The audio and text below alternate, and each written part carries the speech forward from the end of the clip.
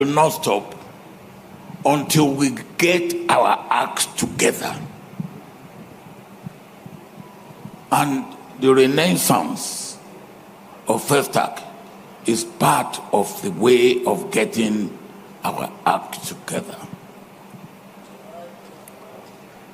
Unless the AU, as our continental organization, does what it should do and make Africa continental free trade agreement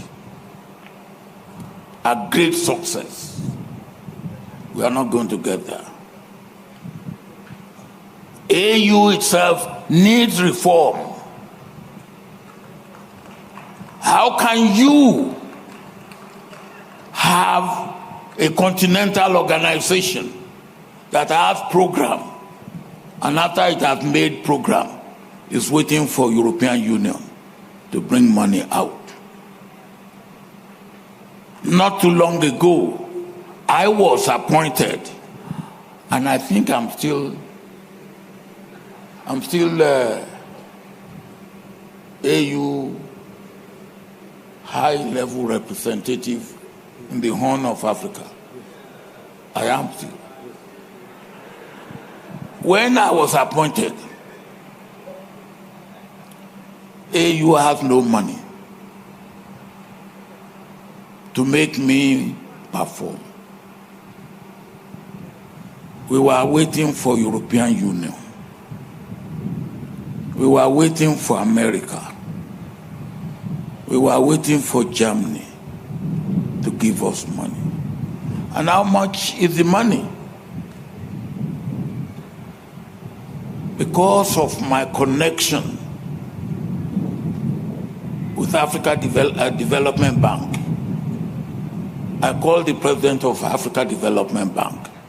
I said, I have this responsibility. I have this job. What can you do? He made money available. And that was why we were able to achieve what we were able to achieve for Ethiopia. How long will we go in that sort of way for? And how much money did he make available? $500,000.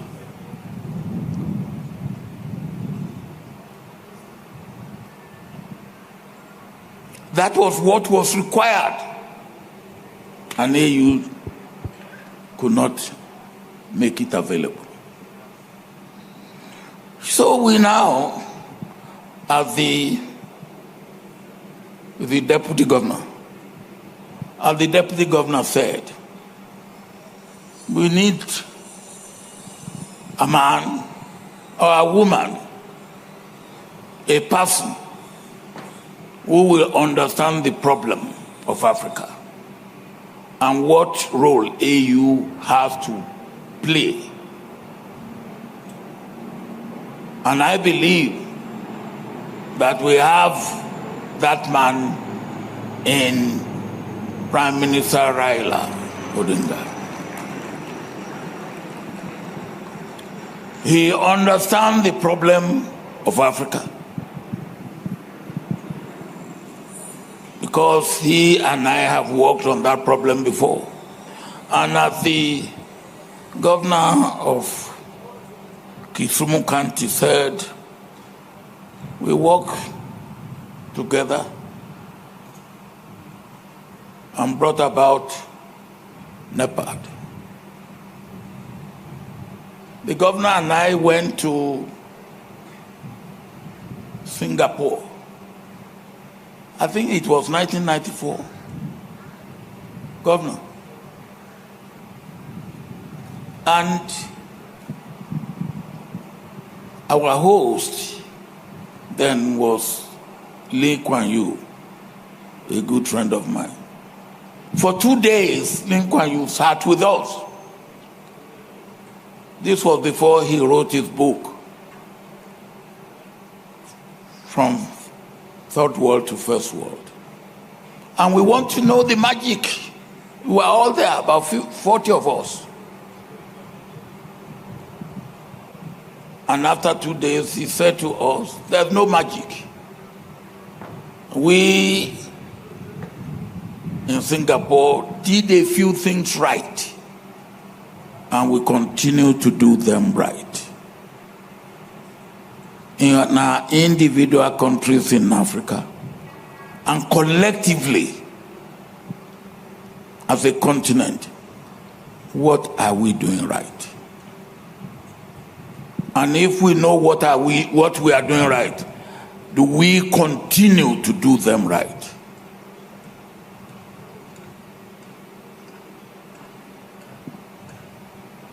If I may give an example of many countries, including my own, we take 2 steps forward, 1 step aside, and maybe 1, 2, or 3 steps backward.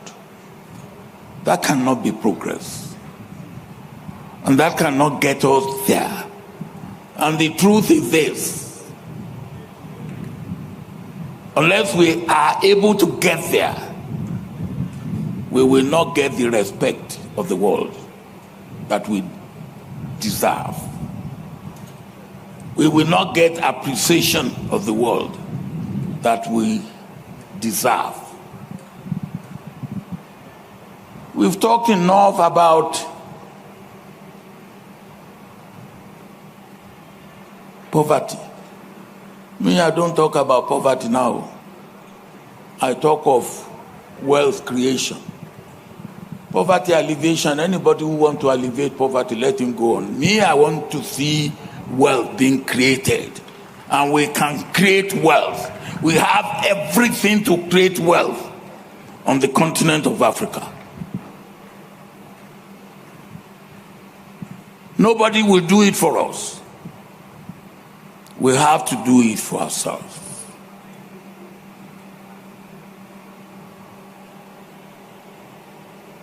And if we don't do it for ourselves, we are all sitting on a keg of gunpowder. Our youth are restive.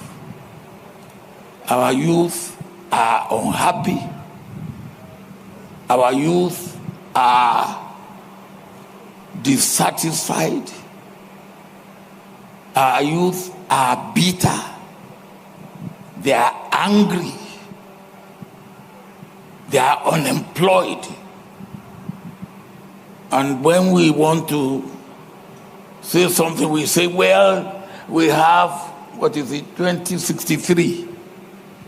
As one of them said to me, now 2063 may be all right, but by 2063, he was pointing to me, you will be dead.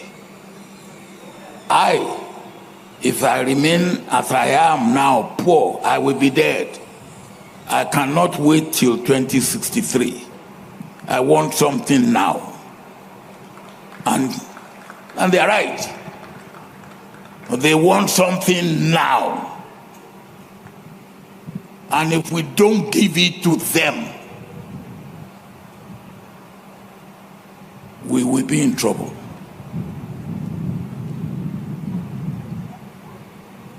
You have to give it to them. And we can give it to them. It is within our ability to give it to them. What has changed between 1977 and today? A bit has changed. In 1977, Namibia was not independent. In 1977, apartheid was reigning. In 1977, Angola and Mozambique were torturing. They are not really family on their own. In 1977, Zimbabwe was not independent.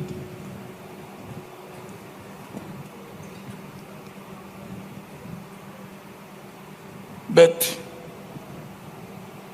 all these countries are independent today. So if by 1994, we've got rid of apartheid. We've got rid of colonialism in Africa. We have got Africa politically liberated. Today, Africa is not economically liberated. And that's why we need a man like my brother, once again, to lead the African Union and give us that reform, that leadership of the continental organization that will liberate us in Africa economically. And that is our duty. For me, as long as I'm alive, I will continue to contribute to that obligation, that duty, and that responsibility. And my brother, when he gets there, not if, when he gets there, you will do what you have to do to liberate Africa economically. And I wish you the best of luck.